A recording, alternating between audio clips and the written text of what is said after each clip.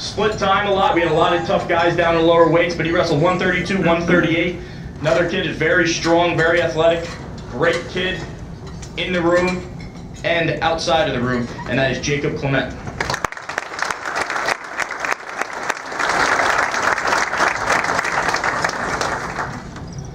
This next guy was 132. He was 20 and 10 this year. He was third in the district for his second year in a row. Had a couple tough losses early on. He was coming off actually an injury in the summertime that he got hurt wrestling, then missed the whole football season, which really stunk. And then when he came back to wrestling, I think he was a little bit tentative because he didn't want to hurt it again. But he got going as the season got going and was very, very tough. He's another guy who wrestles with these seniors every day. And there's no reason this guy doesn't have 30-plus wins next year and is competing for Atlantic City, and that's Roddy Rupp.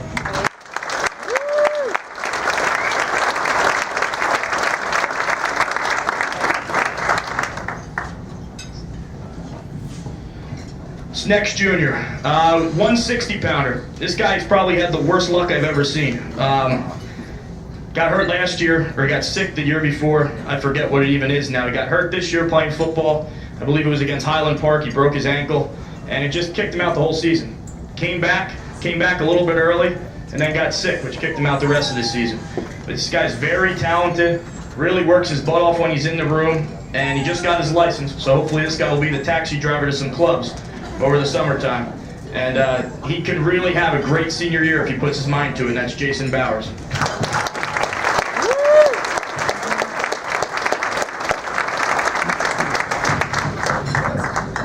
All right, a few more juniors here. This next guy, he's not here. He's actually surfing, I think, in Puerto Rico.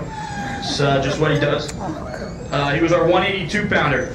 He was the guy with long hair, 17 and 6. He was third in the district, and he took fourth in the region. I think he was last year, and he definitely was this year. I think he's the most dangerous kid probably in the short conference. If he made it down to Atlantic City, we all think that he could have beat a lot of kids because no one knows what he does. And he just pins everybody.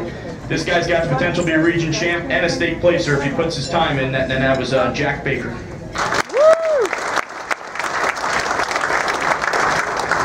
Our next junior, we stole him back off the hockey team. Wrestled 195 for us, also played football for us, just tough as nails. He was 13-11 this year, and that's with little experience against a lot of kids that are older with a lot of experience. We expect huge things from this guy next year, and that is Cody Ligori.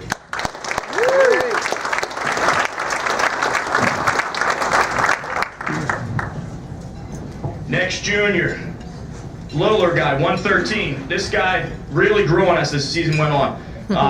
Just real tough, saved a ton of points for us. It was his first year coming out as a junior and wrestled some really tough competition, but very rarely got pinned. Another guy, I keep saying it, but we expect a lot from this guy because he's going to be an older kid at a freshman weight, and that's Dominic Walden.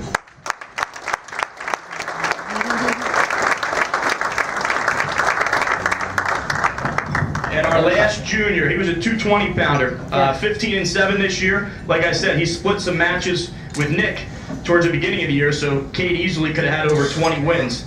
One of our most improved kids by far. He got to wrestle with Forrest every day, which is very beneficial and very awful. Had a shaky start to the year. He could admit it, but Cade, again, got better and better and better in the room and in the matches, and had a huge pin. The kid he barely beat from shore. The second time he wrestled him, Cade went out and pinned him, I think, in like 30 seconds. This guy could easily have 25, 30 wins next year, and that's Cade Watkins.